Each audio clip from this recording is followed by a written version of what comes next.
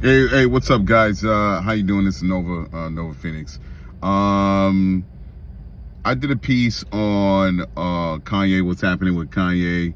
Everybody's talking about it as far as his words with White Lives Matter and supporting Candace Owens and him talking about recklessness and about anti-Semitism and saying crazy shit. And I wanted to say my piece on it, and I did, and I guess I'll share it, or I'll just re-say it on my show.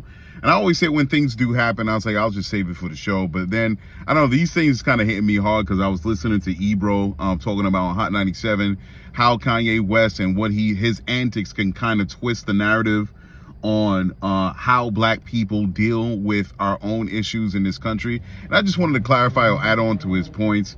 I don't want people to get this idea that we don't, as black people, ever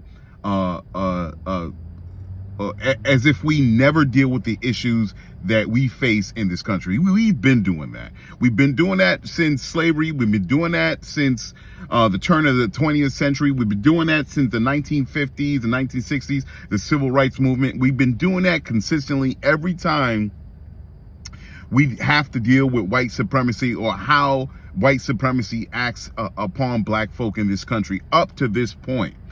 What the problem is, you have entitled, privileged black folk that have gotten the opportunity to climb the financial ladder, get rich, and then forget their background or forget where they come from, and especially when it's dealing with the struggles of what black people go through in this country.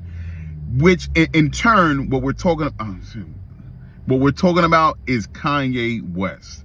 Kanye West has climbed the social economic ladder to the point where there's certain things that he feels that he has gotten, it's deeply etched within his brain that he's not affected by racism or white supremacy in this country because he has money.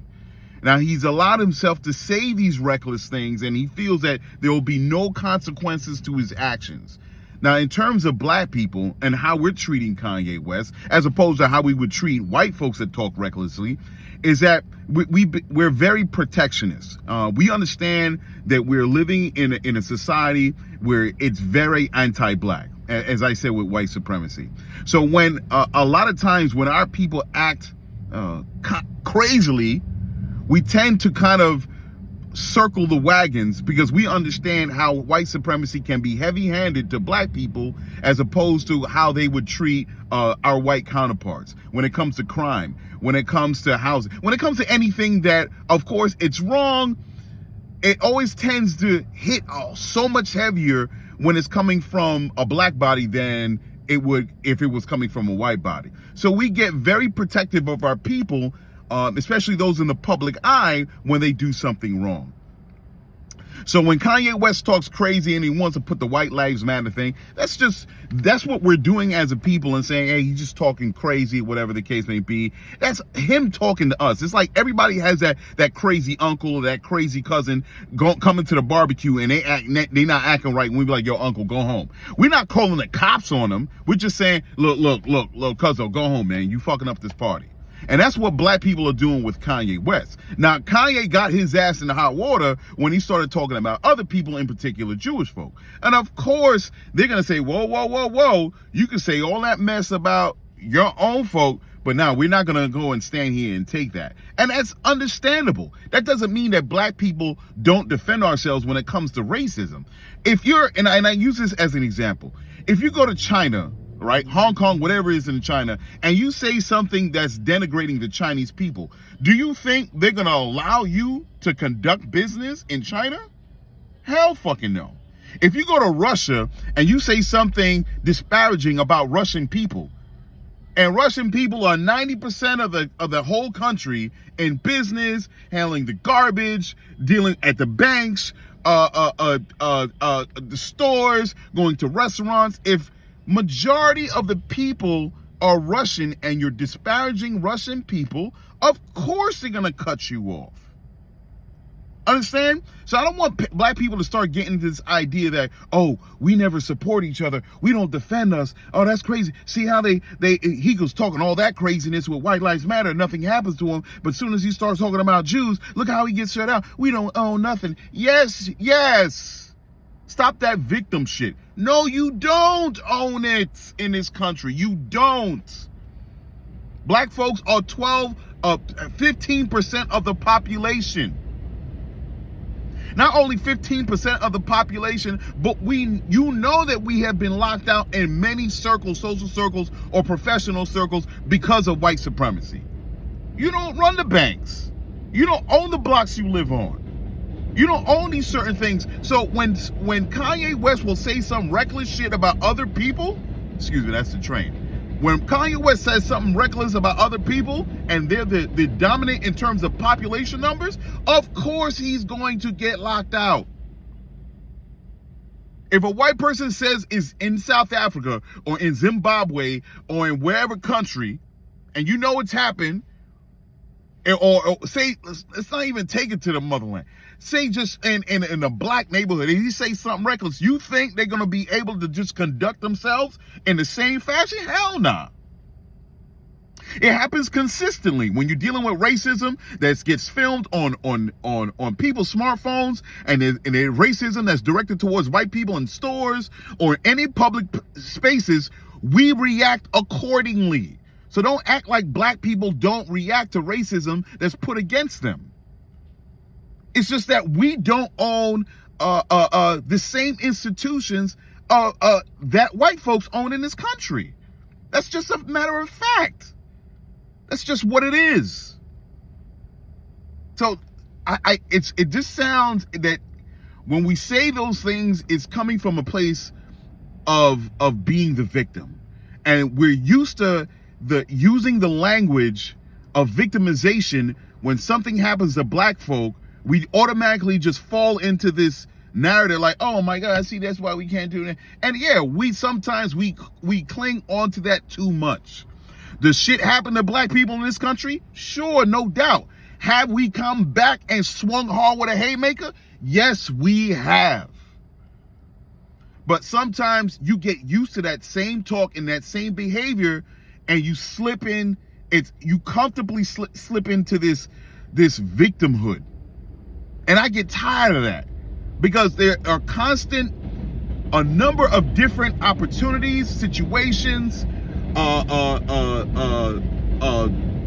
for lack of a better word, instances where black people have shown their strength, and we've shown it hard.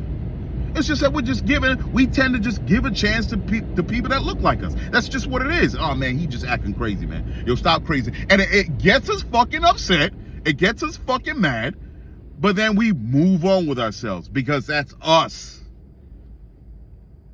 That's our family that we got to deal with. Now, since fucking Kanye been on this, I haven't been buying any records. That's just me. I'm like, yo, I'm not going to buy records. And that's how I move in that's how I control my actions. If someone says something reckless and he's a public figure or he's a musician or whatever, and it insults me or our people, and it doesn't have any good for us as a folk in this country, then I'll stop buying. That's the best form of protest that you could do. Stop buying a shit. But of course, this is the thing. You have a good portion of white folks that buy the same product and give it a thumbs up, but that's just what it is. When there are people you're not the majority in this country. So you have black people who will say some reckless shit and they're rich, and they continue to be rich, and their products continue to get bought. That's not from us.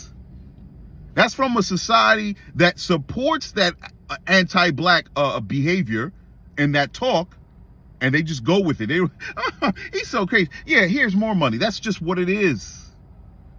So there's got to be other ways. If you want to be felt as a people, if someone that looks like you gets on a public platform and says something that insults your group, then there got to be other ways that you can put that person in their place. If you can't do it financially, it's probably, you got to shut them out.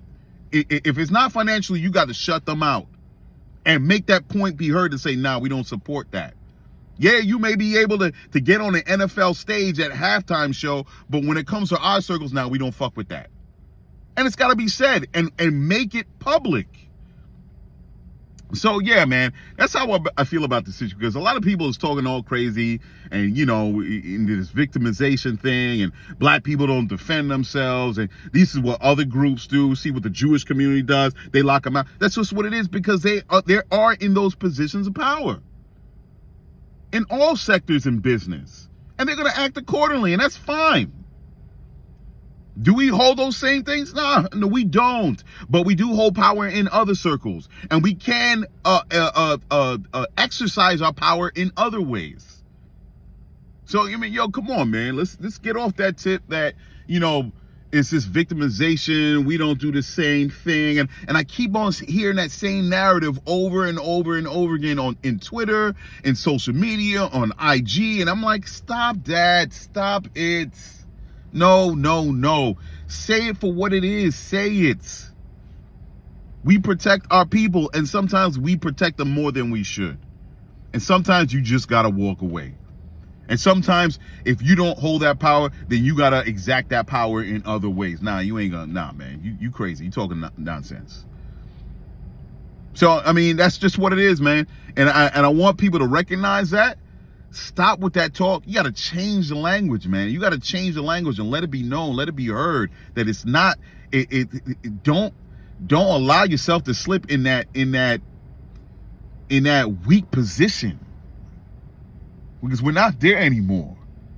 Yes, there are a lot of things that happen against us as a people when it comes to racism, but how we react, the positions we have climbed in a lot of ways.